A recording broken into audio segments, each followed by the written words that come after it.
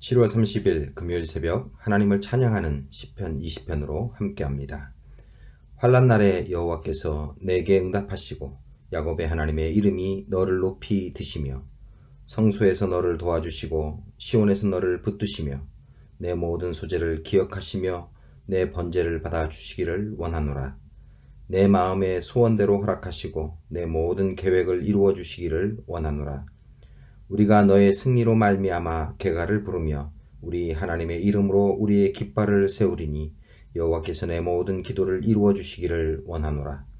여호와께서 자기에게 기름 부음 받은 자를 구원하시는 줄 이제 내가 아노니 그의 오른손에 구원하는 힘으로 그의 거룩한 하늘에서 그에게 응답하시리로다. 어떤 사람은 병거 어떤 사람은 말을 의지하나 우리는 여호와 우리 하나님의 이름을 자랑하리로다. 그들은 비틀거리며 엎드러지고 우리는 일어나 바로 서도다. 여호와여 왕을 구원하소서. 우리가 부를 때에 우리에게 응답하소서. 아멘. 시편 20편은 왕의 승리를 간구하는 제왕시입니다. 오늘 시인은 전쟁을 앞둔 왕의 승리를 위해 하나님께 간구하고 있습니다.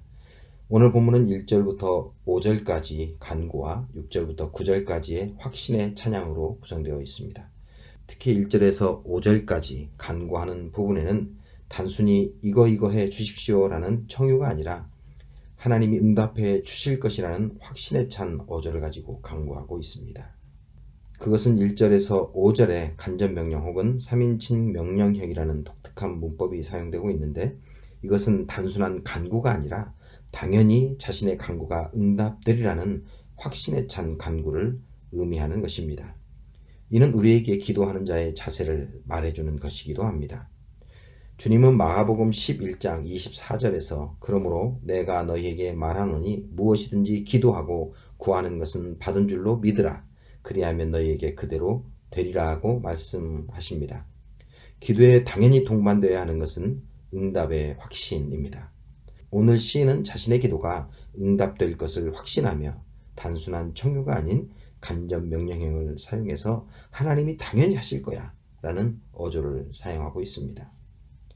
1절을 간접 명령의 의미를 살려 다시 번역한다면 환난 날에 여호와께서 내게 응답하시고 야곱의 하나님의 이름이 너를 높이시리라고 할 수 있습니다. 여기서 여호와와 야곱의 하나님의 이름이 대꾸를 이루고 있습니다. 즉 야곱의 하나님의 이름이 여호와이십니다. 야곱의 하나님의 이름을 이곳에 언급한 이유는 창세기 28장 15절에서 찾아야 할 것 같습니다. 내가 너와 함께 있어 내가 어디로 가든지 너를 지키며 너를 이끌어 이 땅으로 돌아오게 할지라. 내가 내게 허락한 것을 다 이루기까지 너를 떠나지 아니하리라 하신지라. 야곱의 하나님은 항상 나와 함께 하시며 나를 보호하시는 하나님이십니다. 이는 여호와라는 이름에서도 그 이유를 찾을 수 있습니다. 여호와는 히브리어 비동사의 미완료형에서 유래한 것입니다. 제가 자주 언급한 것처럼 미완료형은 예전에도 그랬고 지금도 그리고 아직 멈추지 않고 계속되거나 습관처럼 계속하는 동작을 나타내는 용법입니다. 만약 여호와의 이름을 이러한 용법을 생각하고 이해한다면 예전에도 계셨고 지금도 계시며 앞으로도 계실 분이 여호와라고 이해할 수 있습니다. 이러한 이해는 마가복음 12장 26절 하반절부터 27절 하나님께서 모세에게 이르시되 나는 아브라함의 하나님이요 이삭의 하나님이요 야곱의 하나님이로라 하신 말씀을 읽어보지 못하였느냐. 하나님은 죽은 자의 하나님이 아니요 산자의 하나님이시라. 너희가 크게 오해하였도다 하시니라 라고 하시는 말씀을 기억할 수 있습니다. 아브라함의 하나님, 이삭의 하나님, 야곱의 하나님이라는 말은 전통적인 이해처럼 이미 육신은 죽었지만 영으로 다시 살아있는 자들의 하나님이라는 의미도 있지만 아브라함, 이삭, 그리고 야곱 각자에 대한 1대1 관계 속의 하나님, 과거 조상의 하나님이시지만 현재 나의 하나님이시고 또한 내 후손의 하나님이라는 의미로 해석될 수도 있습니다. 그 영원한 하나님이 바로 지금 내가 기도하는 왕의 하나님이시기에 그 하나님의 이름이 왕을 높이실 것입니다 라고 확신에 찬 기도를 하고 있습니다. 그 영원한 하나님이 지금 여러분의 하나님이시고 또한 저의 하나님이십니다. 그 하나님의 이름이 하나님께 확신을 가지고 구하는 자에게 응답하십니다. 4절에 계획을 이루어 주시리라 그리고 5절에 기도를 이루어 주시리라 라고 간구할 때에 채우다 하는 동사를 사용하고 있습니다. 하나님은 우리가 하나님의 뜻에 따라 가진 소원들, 하나님의 뜻에 따라 세운 계획들을 채우시는 분이십니다. 여러분은 어떤 그릇을 준비하고 계십니까? 우리는 하나님이 주신 소명에 따라 그릇을 준비하는 사람들입니다. 그리고 그 그릇을 채우시는 분은 바로 하나님이십니다. 특히 5절에 너의 승리로 말미암아 개가를 부르며 라고 노래하는데 이는 구원의 기쁨, 승리의 기쁨으로 소리를 지르는 것을 묘사한 것입니다. 아직 일어나지 않은 일, 아직 여전히 두려워할 수밖에 없는 상황 속에서 그는 확신에 찬 승리를 외치고 있습니다.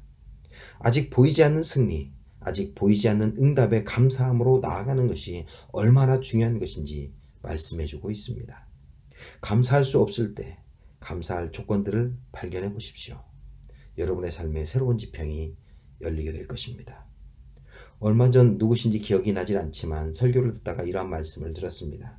한 성도가 기도에 응답하지 않으신 것에 대해서 감사헌금을 드린 것에 대한 이야기였습니다.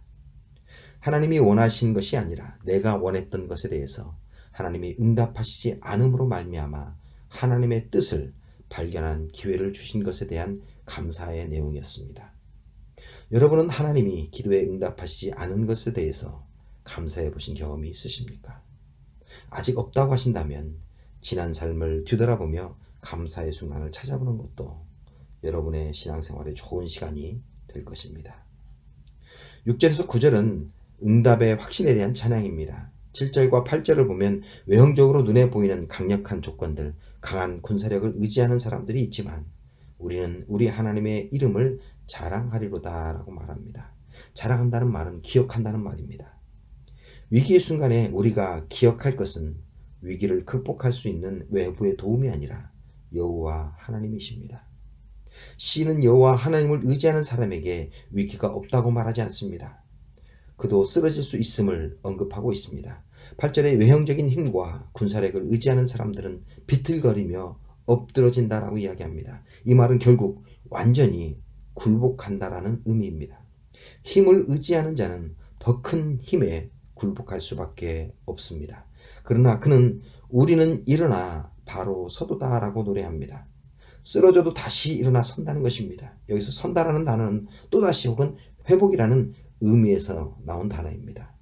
계속해서 다시 회복하는 능력이 구원의 하나님의 이름을 기억할 때에 우리에게 임하게 됨을 믿습니다. 하나님은 회복과 치유와 구원의 하나님이십니다. 주의 회복과 치유와 구원이 하나님의 이름을 기억하는 우리에게 함께 하십니다.